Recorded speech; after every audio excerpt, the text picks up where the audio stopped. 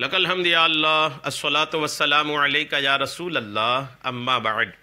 سلسلہ ہے ناظرین کے سوالوں کے جواب دینے کا۔ ناظرین ہمارے چینل کے ویڈیوز کے کمنٹس میں اپنے سوالات کو لکھتے ہیں، ہم ان کے سوالوں کے جوابات قرآن و حدیث اور دیگر کتابوں کے حوالوں سے پیش کرنے کی سعادتیں حاصل کرتے ہیں۔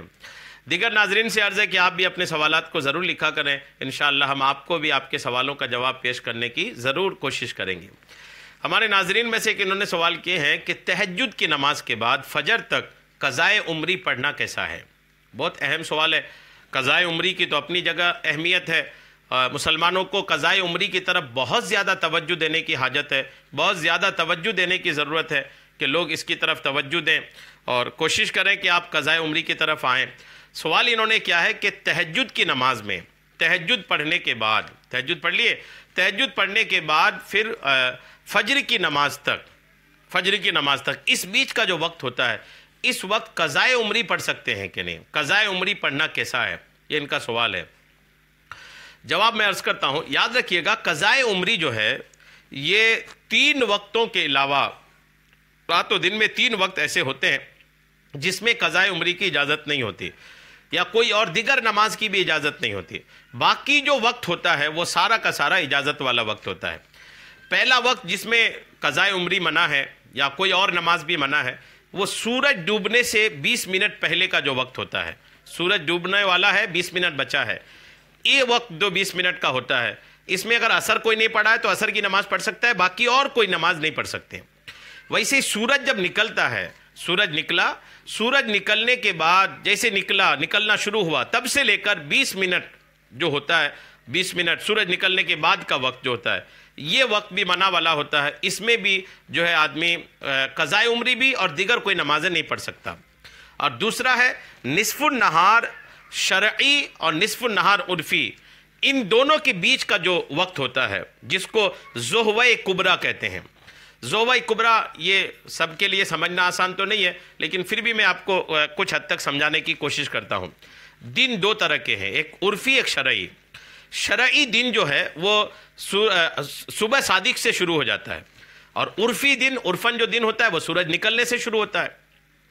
اب جو دن صبح صادق سے شروع ہوگا، صبح صادق مطلب فجر کا وقت جب شروع ہوتا ہے، تو اب جب فجر کا وقت شروع ہوتا ہے اس وقت سے دن شروع ہوگا اور ختم ہوگا سورج ڈوبنے تک۔ اور ایک وہ دن ہے جو شروع ہو رہا ہے سورج نکلنے سے اور ختم ہو رہا ہے سورج ڈوبنے تک۔ تو جو عرفی دن ہے جو سورج نکلنے سے سورج ڈوبنے تک ہے، یہ چھوٹا ہوتا ہے۔ شرعی دن جو ہے وہ صبح صادق سے لے کر غروب آفتاب تک، یہ تھوڑا بڑا ہوتا ہے۔ تو جب یہ بڑا ہوتا ہے تو اس کا آدھا جو ہوگا وہ بھی پہلے ہوگا، اور جو چھوٹا دن ہے اس کا جو آدھا ہوگا وہ بعد میں ہوگا۔ تو شرعی دن کا آدھا جب شروع ہوتا ہے تب سے لے کر عرفی دن کے آدھے تک، اس بیچ 40، 45، 30 منٹ کا وقت ہوتا ہے جس کو ظہوہ کبریٰ کا وقت کہتے ہیں۔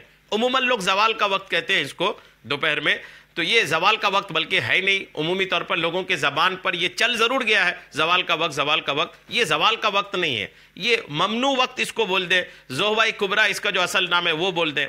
تو یہ جو وقت ہوتا ہے دوپہر کے وقت، ظہر کا وقت شروع ہونے سے پہلے 30-40 منٹ کا وقت ہوتا ہے، وہ وقت ہوتا ہے منع والا، اس میں بھی قضائے عمری نہیں پڑھ سکتے ہیں۔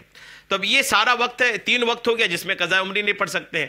اس میں وہ وقت نہیں ہے جو تہجد کا وقت ہے۔ تہجد کا وقت اجازت والا وقت ہے، نہ صرف اجازت والا بلکہ وہ مقبول وقت ہے، ایسا وقت ہے جس میں برکتیں زیادہ ہیں۔ آدمی دیگر وقتوں میں جو کرے گا اس سے زیادہ برکتیں ان کو اس وقت ملیں گی جب آدمی تہجد کے وقت کرے گا، چونکہ وہ الحمدللہ سہانا وقت ہے، اللہ کے قرب کا وقت ہے، اللہ کریم کی رحمتوں کی برسات کا وقت ہے، ایک ایسا وقت ہے جس وقت اللہ کریم کی رحمتیں زیادہ برستی ہیں۔ لہٰذا اگر کوئی تہجد کی نماز پڑھ لیا، اب فجر تک وہ قضائے عمری پڑھنا چاہتا ہے تو بہت بہترین ہے، بہت بہترین ہے۔ میں تو کہتا ہوں کہ جن کے اوپر نمازیں ہیں ان کے لیے تہجد کے بعد تسبیحات، تلاوت، نوافل، اس سے کئی گنا زیادہ ضروری یہ ہے کہ آدمی اپنی قضا نمازیں پڑھیں، چونکہ قضا نمازیں جو ہے وہ ہم پر قرض ہیں، اللہ کریم کا ہم پر قرض ہے۔ وہ جب تک ہم اس کو ادا نہیں کریں گے تب تک اللہ کریم کا قرض ہمارے سر پر بنا رہے گا۔ لہٰذا آپ کوشش کریں کہ پہلے قضائے عمری ادا کریں۔ تو تہجد کے بعد سے لے کر فجر تک، آپ فجر تک ہی نہیں، فجر تک تو پڑھ ہی سکتے ہیں، فجر کی اذان ہو گئی اس کے بعد بھی پڑھ سکتے ہیں، جی ہاں، چونکہ فجر کی اذان سے جماعت تک عموماً مسجدوں میں آدھا گھنٹے کا وقفہ رہتا ہے، تو فجر کی اذان کے بعد بھی آپ قضاء عمری پڑھ سکتے ہیں۔ اب اس کے بعد جب 5-7 منٹ کا وقت بچے جماعت سے تو آپ سنتیں پڑھ لیں، فجر کی سنت پڑھنے کے بعد آپ جماعت سے فجر کی نماز پڑھ لیں۔ فجر کی نماز کے بعد طلوع آفتاب سے پہلے، سورج نکلنے سے پہلے، اس وقت بھی آپ چاہیں تو قضاء عمری پڑھ سکتے ہیں۔ قضاء عمری کے لیے بہت لمبا وقت ہے، آپ اس کو پڑھا کریں۔ اللہ کریم ہم سب کو اپنی پچھلی نمازوں کی قضائیں ادا کرنے کی توفیق عطا فرمائے، آمین بجاہ النبی الامین صلی اللہ تعالی علیہ وسلم۔